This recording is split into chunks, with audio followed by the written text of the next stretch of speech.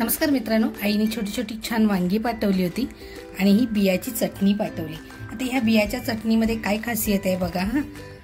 जे आपण मसाला बनवतो ना, त्या मसाल्यामधून जे बी राहतं ते हे बी आहे आणि याच्यामध्ये फक्त आईने कोथिंबीर आणि लसूण घेतलेली आहे आणि ही छान चटणी बनवली।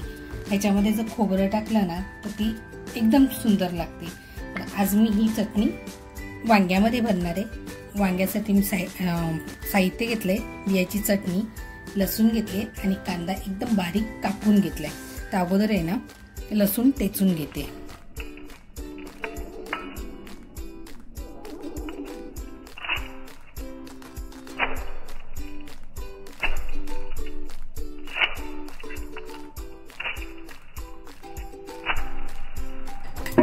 लसूण छान टेचून झाली आहे। आता जो कांदा घेतलाय ना कापून, त्याच्यामध्ये लसूण टाकते।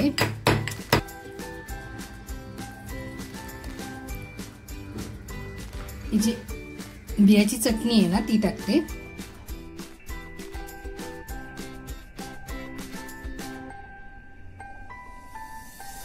थोडं मीठ टाकते, थोडंसं हिंग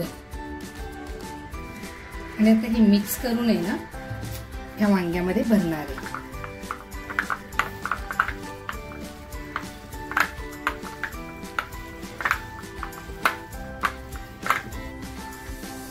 पॅन तापलाय, तेल टाकते।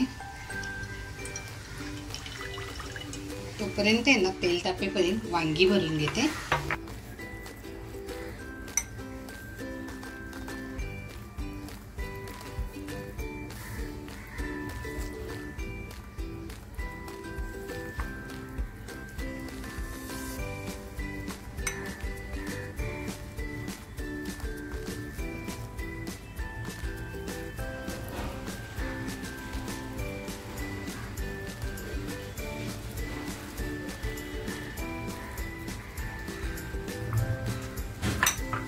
तेल तापले, लसूण टाकते।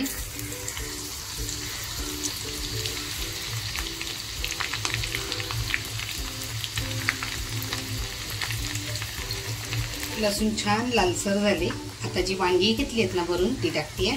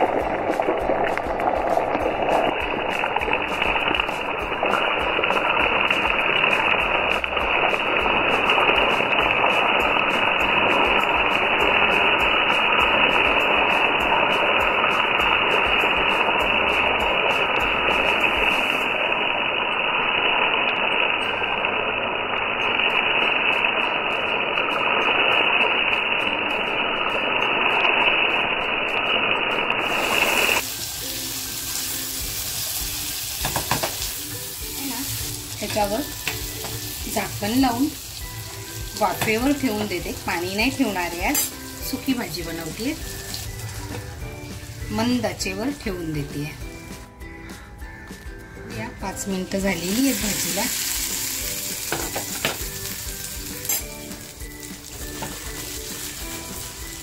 एकदम सुकी सुकी भाजी बनवते, त्याच्यामुळे पाणी नाही टाकलंय।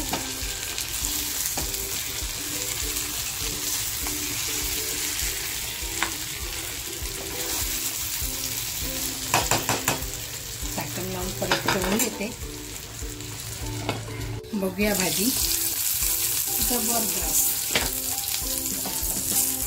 भाजी छान तयार झाली। गॅस बंद करते।